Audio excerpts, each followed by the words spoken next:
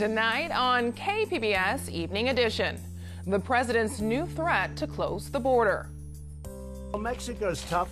They can stop them, but they chose not to. Now they're going to stop them. And if they don't stop them, we're closing the border. President Trump says it could happen as soon as next week, what he wants from Mexico and Congress to keep the border open. A milestone for San Diego's biggest transportation project. The Mid-City Trolley Extension reaches a halfway point.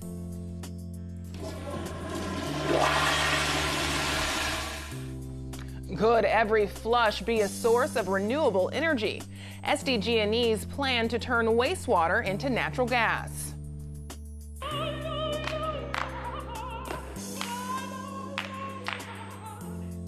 And we'll have a preview of the San Diego Opera's production of Carmen, which premieres this weekend. KPBS Evening Edition starts right now.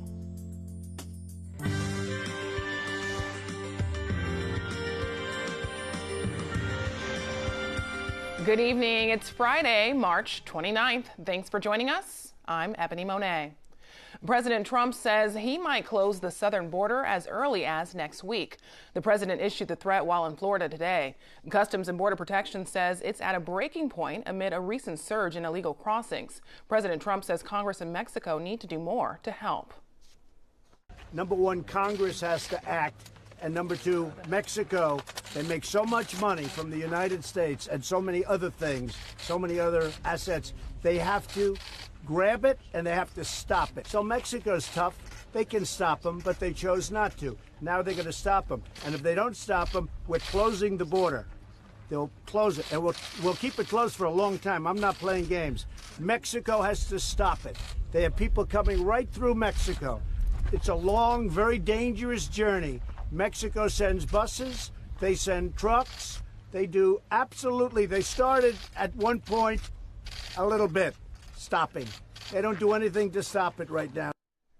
In November, the San Ysidro port of entry was closed for a few hours when asylum seekers ran to the border, but were stopped when authorities fired tear gas. The shutdown led to nearby businesses losing more than $5 million, according to the San Diego Chamber of Commerce. San Diego Mayor Kevin Faulconer will head to Mexico this weekend. He's part of a group of political and business leaders attending a summit in Mexico City to discuss trade and environmental issues. Governor Gavin Newsom is also traveling internationally. He's heading to Central America. He will visit El Salvador starting April 7th. It's his first international trip as governor. He plans to talk with El Salvador's leaders about the violence and poverty that's forcing so many people to seek asylum in the U.S. Here in California, the governor says he supports a plan to expand Medi-Cal to all immigrants, regardless of their legal status. Democrats have introduced bills in the Assembly and Senate, but Republicans say they plan to fight it. Government analysts says the plan would cost the state an extra $3 billion each year. You know, this is not an entitlement for folks who are not in this country illegally. This is supposed to be a social safety net type program, that exists for Americans. And so it's never been understood that this is something you're entitled to if you're not here legally. A similar bill was defeated last year. Medi-Cal already provides health coverage to undocumented immigrants aged 19 and younger. The proposed expansion would apply to adults. A pro-Second Life Amendment group is pushing a new initiative to arm women as part of a means for self-defense.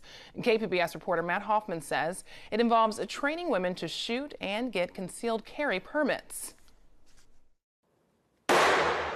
I just enjoy it very much. It just makes me feel empowered and makes me feel like, don't mess with me. And that actually, continues in your mind when you leave here, because then it's like, okay, I feel empowered. I'm not going to be a victim. This is not going to happen to me. That's the mindset the Political Action Committee San Diego County Gun Owners wants all women to have. The group is pushing a new #NotMeSD campaign that gives women information about owning a gun, where to buy one, and information on how to apply for a concealed weapons permit. We want to do our part to reinvest back into the San Diego County women and provide them the support, because we believe that it's always better for a woman to be able to protect herself if she's being attacked. It's been a while. Okay, so you're right. That's what, yes, I am. So, If women cannot afford a gun or firearms training, San Diego County gun owners will work with its partners to try and get a discount. We do not want money to be an obstacle for women to be able to protect themselves. and she is ready to rock. The Sheriff's Department says in San Diego County, there are 2,300 active concealed weapons permits. That's up from 1,300 in February of 2018. Matt Hoffman, KPBS News. Also today, a federal judge ruled in favor of gun right advocates, declaring last year's Prop 63 unconstitutional. Voters approved a ban on high-capacity magazines over 10 rounds. The ruling prevents the state from enforcing that ban. A major extension of San Diego's trolley system just reached the halfway point. Sandag marked the occasion at UC San Diego.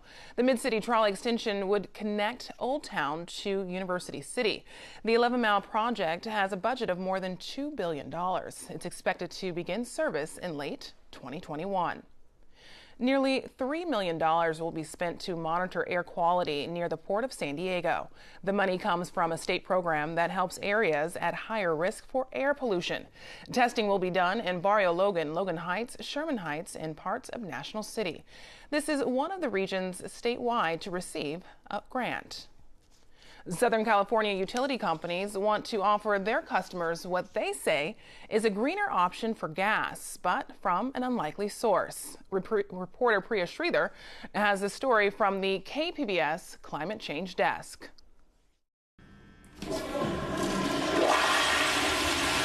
Have you ever wondered where all the wastewater in San Diego ends up? Most of it comes to the Point Loma wastewater treatment facility. Some of it is being turned into natural gas. When organic materials like waste decompose, they produce methane. That methane is then purified and can be used like traditional gas to heat homes, fuel vehicles, and for cooking. This is using a product that would ordinarily be wasted. Frank Masinek is with Biofuels, the company that turns the wastewater into gas. It's sludge being contributed every day, so it's renewable in that regard. So this gas is being produced, treated, and used where it would otherwise really be going into the atmosphere and being wasted. San Diego Gas and Electric and Southern California Gas Company are looking to replicate this process and offer it to residents as soon as next year.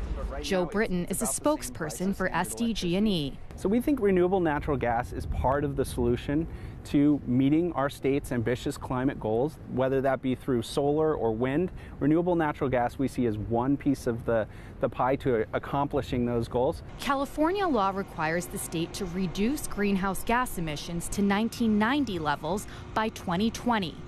According to the California Air Resources Board, 80% of methane emissions in California come from waste sources like landfills, wastewater treatment plants, and dairy farms. Methane is among the worst greenhouse gases. SDG&E says if it wasn't captured from these waste sources, it would be released into the environment and would contribute to global warming. All that renewable natural gas, it's effectively methane, just like what the natural gas comes from a fossil fuel source. So by taking that renewable gas and putting it into our existing pipelines, we're displacing fossil fuels. But not everyone thinks this is a good solution for the environment. Rachel Golden from the Sierra Club says while getting rid of methane from waste sites is important, once this gas hits the pipeline, it has the same risks as traditional gas. Once it is in the pipeline, it's basically equivalent to fossil gas. It's going to have the same safety risks. So if an earthquake hits and the pipes shake, that can lead to fires and further leakage. It's going to have the same safety risks, the same air quality, air pollution, same methane leakage risks. The only difference is that the source of it is different. She says using any kind of gas isn't a sustainable or environmentally friendly option. The other option, which the gas industry doesn't like to talk about, is electrification. And that basically means replacing our gas combustion appliances with super efficient modern electric technology that can save us on our energy bills, improves indoor air quality, and is far better for the climate. and can be powered by local clean energy. So we need to stop looking at these two sort of gas combustion-based options and actually look at the electrification option. SDG&E disagrees and hopes its proposed program might help build a demand for natural gas in California. Priya Sridhar, KPBS News. The California Public Utilities Commission still has to approve the program. SDG&E says after that, and based on demand, they will be able to set rates for ratepayers. I'm Judy Woodruff. Tonight on the NewsHour, for a third time, Britain's parliament rejects the Prime Minister's plan to leave Europe. Coming up at 7, right after Evening Edition on KPBS.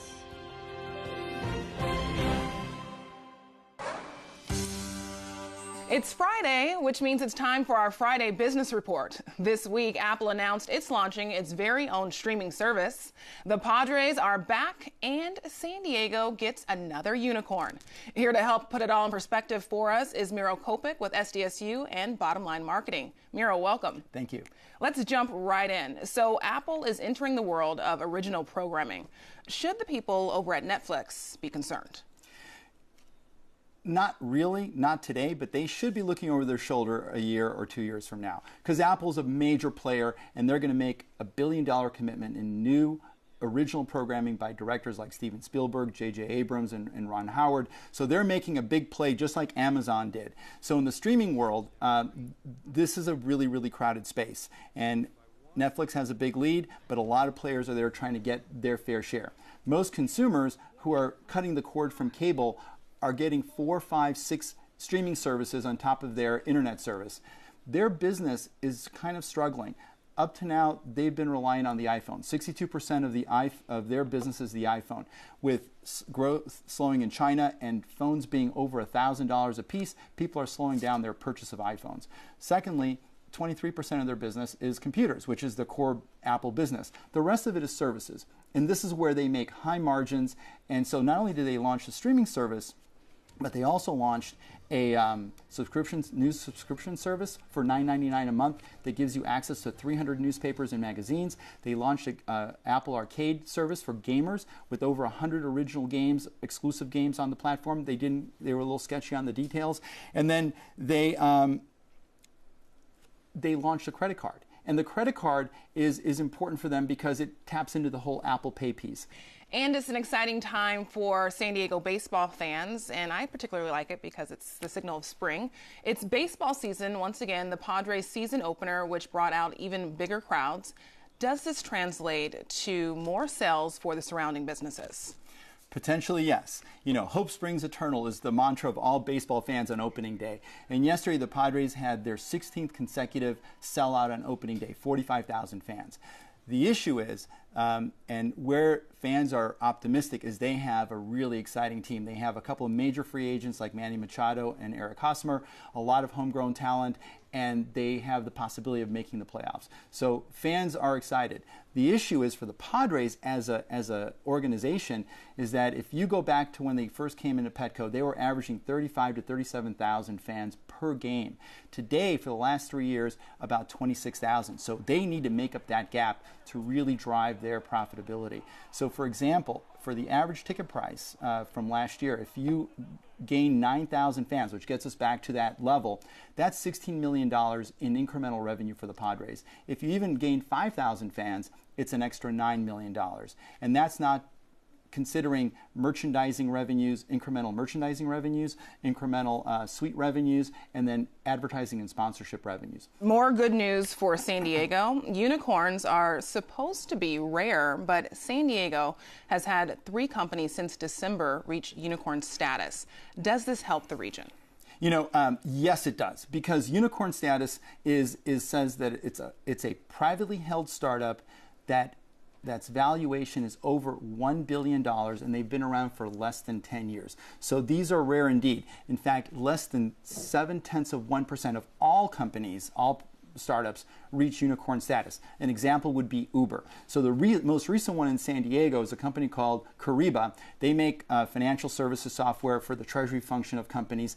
They are already at $110 million. They employ 120 people in San Diego. They expect to be at 200 They have 2,000 clients worldwide. They operate in 12 countries. So the private equity firm that invested in them, $160 million, is investing in them on 3 levels. Number one, they want to dedicate about $60 million of that in product development.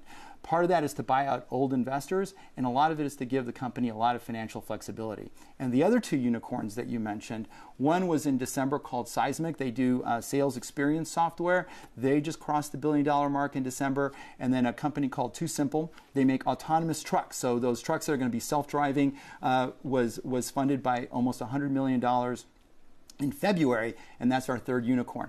Well, that wraps up our Friday business report. Thank you so much, Miro. Thanks, Ebony. White supremacists target San Diego colleges. The city is ordered to compensate thousands of workers over pension plans. Local utility companies are turning wastewater into natural gas. Join us for the KPBS Roundtable tonight at 8:30.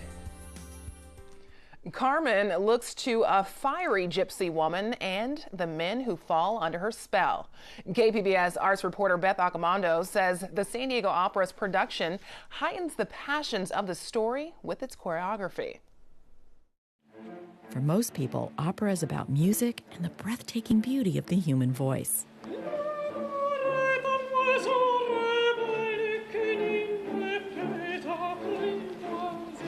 But for Eric Wolf, it's about the body count. There's more violence in opera than in any other medium per capita. I mean, almost in every opera, somebody dies, stabs, gets killed, or commits suicide, or dies of a broken heart. And it's operas like Carmen that keep him employed. Bizet's passionate tale of a fiery temptress and her jealous lovers provide Wolf with ample opportunity to work with his favorite weapon. Knife is my favorite weapon to choreograph with because it's close, it's intimate. And with opera, knife is the weapon of opera. I think everybody either gets stabbed or stabs somebody in opera with a knife at one point or another. They state that this is the knife that you use, a navaja. They're not sharp, but they're still real deal guys.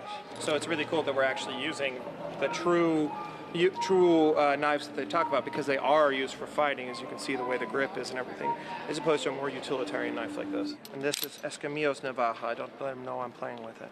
But the challenge for a fight director in opera is that you can't use stunt doubles or ask for a retake. First, I work with the actors or singers to get a feel for their physicality, and then I create the choreography around them and the moment. And we build up slow so that they get body awareness and muscle memory with the fight, and constantly focusing on the story that we're trying to tell within the fight, because if the fight doesn't serve the story, then we really shouldn't be fighting. The fight between Don Jose, a soldier, and Escamillo, a toreador, reveals who they are as characters, says tenor Robert Watson. Don Jose is going to be much more brutal, much more emotionally involved, where Escamillo is going to be more measured, quicker, more skilled, because that's what he does for a living. He literally fights for a living. I do, but in a brutal, get-the-job-done way. Ginger Costa Jackson plays Carmen to Watson's Don Jose. She says Wolf puts safety first. So we rehearse things very slowly and then bring it up to speed. And then before doing the scene, we have a fight call. So we can slowly go through the bumps and be like, okay, we're safe, we know where we're moving, we know where the slaps are happening and hair pulls. Because sometimes adrenaline hits and you can go a little too far. But he always makes sure that we're safe. Safe and still able to sing. Well, we don't try to create the coolest fight ever. I mean, if they didn't have to sing or really worry about breathing much afterwards and they could just take a break, yeah, we could do a really great big fight. But a lot of times, even the person who dies still has to sing for a little bit after a fight. Costa Jackson says Bizet's music is the heartbeat driving the emotions of the story. Bizet is a complete genius, and he gives it all to you in the music, the sensuality, the anger, the passion. And even the fights. It's going to inform the intensity of it. When you come to that knife fight, it's dun, dun, dun, dun, dun, dun, dun, dun, dun. It's very intense, driving music. So it's going to inform sort of the desperateness of the character within Jose, those sort of breaking point sort of things you can really, really feel what the characters are feeling because it is punctuated by that music. But I really do love Carmen. Carmen is just a fun one. You've got that great cigarette girl fight right there at the beginning. In this one, we've got 16 girls on stage all fighting at once. And our chorus is just fierce, and I love it. No holds barred. they give all their energy into it. I'm like, you pull her hair, you punch her, you kick her, and they're like, yes, okay, and it's just this great energy. Wolf hopes that audiences will appreciate the stage magic that goes into creating what is sometimes just a few seconds of action. Because I love that moment when the audience goes, and they think, and they have that collective inhale of, oh my God, and they're right there with the story. And when the fights break out on stage this weekend, Wolf will be watching the audience and hoping that this Carmen will grab them and make an impact. Beth Accomando, KPBS News. San Diego Opera's Carmen begins tomorrow. Coffee lovers will want to spend some time in City Heights this weekend. KPBS reporter Priya Sridhar says that's when the neighborhood will host its first ever coffee crawl. Sterling Tran is the owner of City Heights Coffee House. She says owning a coffee shop has created a new sense of community for her. I loved how the customers that you met, you'd get a lot of regulars, and they became like your family in some ways. And also the people that you worked with. I mean, when you're working with people for 40 hours per week, they become your family as well. And she's hoping to extend that community this weekend as part of the City Heights Coffee Crawl. It's organized by the City Heights Town Council and is a way for residents to support the area's small local businesses. At City Heights, we have over 10 distinct neighborhoods, and with those different neighborhoods, one way of showcasing your neighborhood pride and your differences is through your coffee shop. Tran says in the 4 years that her coffee business has been in City Heights, she's seen several coffee shops pop up in the neighborhood. I appreciate that the businesses that have started are really trying to get the community involved and have community involvement and really doing their best to reach out to their neighbors and have it become a community spot. The coffee crawl will take place on Sunday and feature 5 coffee shops in the City Heights neighborhood. Priya Sridhar, KPBS News. As we continue through tonight, not a lot of moisture here across Southern California. Here's a look at the satellite and radar from the past several hours. Not really impressive for much of California for that matter. Now, as we continue here in San Diego, partly cloudy skies and a low of 55, cooling down to 44 in the Oceanside and a low 55 in Borrego Springs. A few clouds also making their way into Mount Laguna with a low of 37. But as far as precipitation goes, not really going to be seeing that for tomorrow. We have a dry and breezy flow coming into Southern California. Lots of sunshine for San Diego. Even going to see that sun in towards Arizona. So if you have any plans to do some hiking in Arizona, be sure to take the water bottle. Even here in San Diego, be sure to have that cap on, the sunscreen. You're looking at highs in the lower 70s for Oceanside and San Diego tomorrow. 85 in Borrego Springs and 59 in Mount Laguna. Dry conditions, still once again breezy conditions possible as we head into the weekend. And as for the early week, well, that's when we start to notice some changes to our north. We'll still be under this ridge of high pressure, so that's going to keep things dry for Los Angeles. Here in San Diego, extending in towards Phoenix. But to our north, we'll be watching a disturbance move inland, and that has a potential to eventually impact our area as we head a little later in the week. You'll notice on the extended forecast, we don't have a lot to complain about.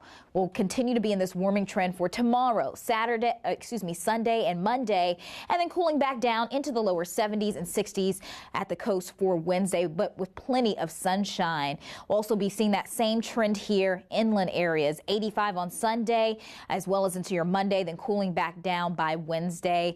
And if you're in the deserts, remaining in the 80s through Tuesday, breezy conditions Wednesday with a high of 78. Cooler conditions also going to be coming back into town for the mountains for your extended forecast. Reporting for KPBS News, I'm your meteorologist, Dajia Swad. Back to you. Here's a recap of tonight's top stories. President Trump says he might shut down the border. He's threatening to do so next week if Congress and Mexico don't act to stop illegal border crossings. The San Ysidro port of entry was closed for several hours in November, costing businesses an estimated $5 million. Second Amendment advocates are launching a new outreach campaign for women. San Diego County Gun Owners is a local political action committee. They're calling their campaign Not Me SD. It will give women information on concealed weapon permits and weapons training as a means of self-defense. The Mid-City Trolley Extension is halfway complete. Sandag marked the occasion today at UC San Diego. The 11-mile project will connect Old Town to University City when it begins service in 2021. You can find tonight's stories on our website, kpbs.org/evening edition.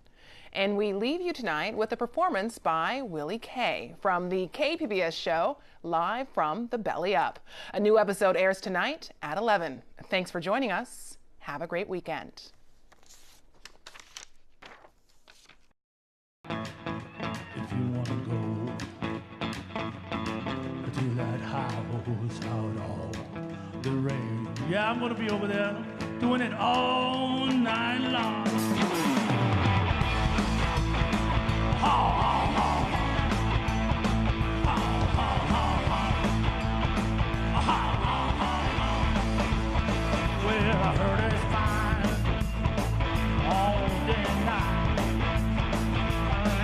For a time you can let your people just come on in. Heard it's time and right. Then again, I could be making just another mistake. Get those hands in the air!